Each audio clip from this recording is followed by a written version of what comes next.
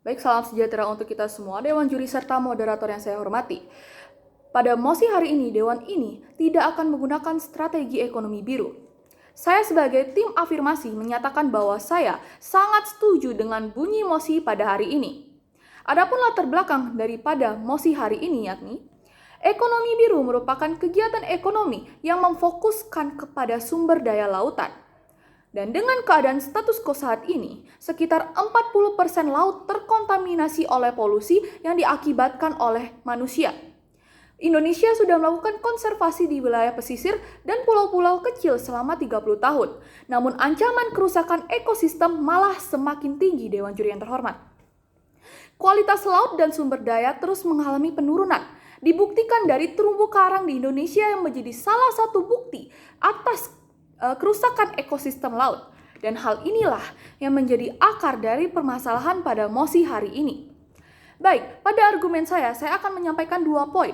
Yang pertama mengenai urgensi dari mosi hari ini, dan yang kedua, benefits atas kontribusi dari solusi yang akan saya sampaikan. Dimulai dari urgensi. Kembali lagi dengan status quo saat ini, yang dimana laut sudah dinilai tidak efektif lagi sebagai sumber mata pencaharian. Dilihat dari keadaan laut yang sekarang di mana laut sudah terkontaminasi, yang dibuktikan dari banyaknya terumbu karang yang rusak akibat ulah manusia itu sendiri.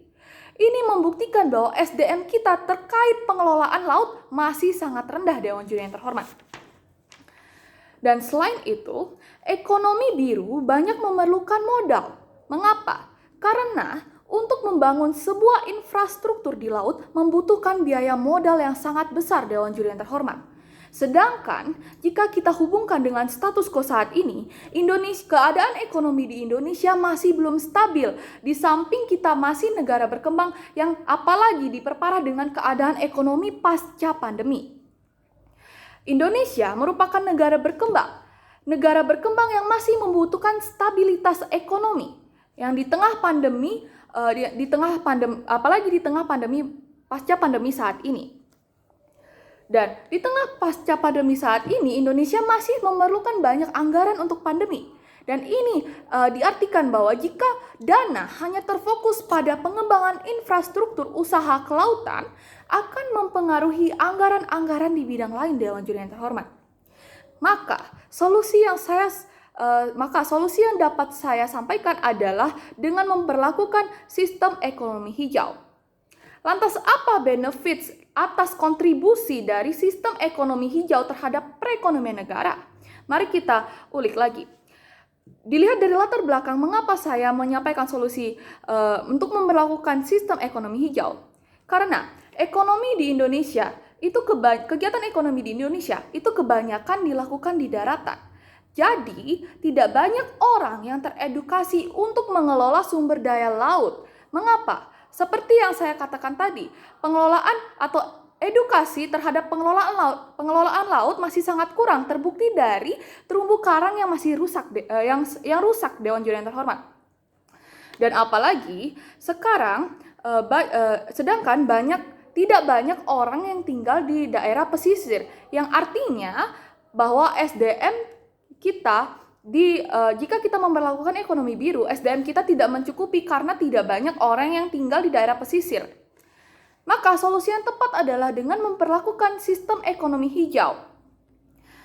Mengapa? Karena kembali lagi seperti yang saya katakan, masyarakat lebih banyak melakukan kegiatan ekonomi di daratan seperti contohnya pedagang. Dan jika kita hubungkan dengan mosi pada hari ini, jika kita memperlakukan sistem ekonomi biru, itu akan mengubah kebiasaan kegiatan ekonomi masyarakat yang awalnya di darat masyarakat akan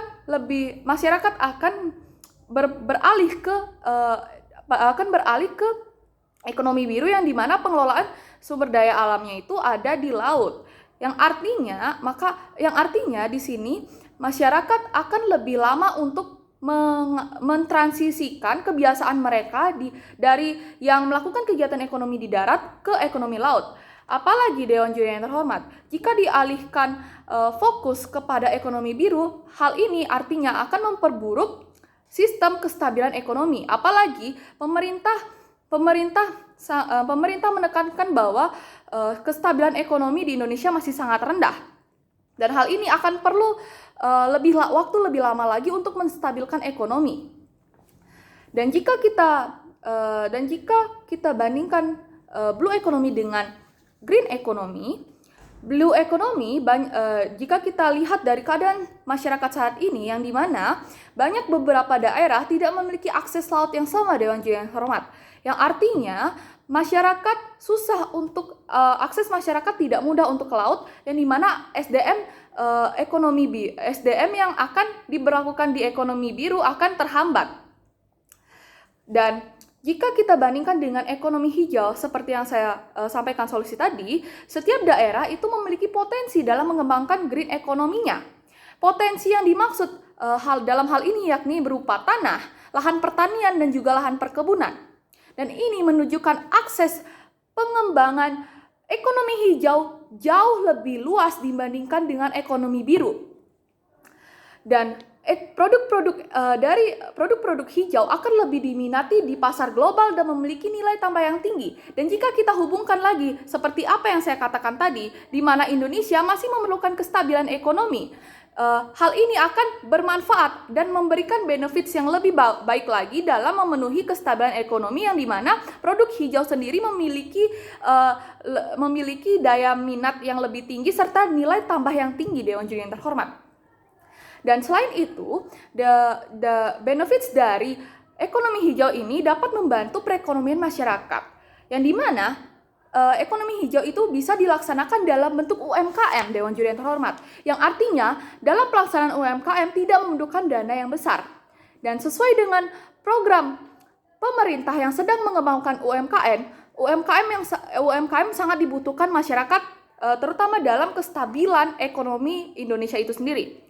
Dan dapat disimpulkan bahwa dengan keadaan status quo, green economy menjadi langkah yang strategis dalam usaha pemulihan dan penstabilan ekonomi di Indonesia.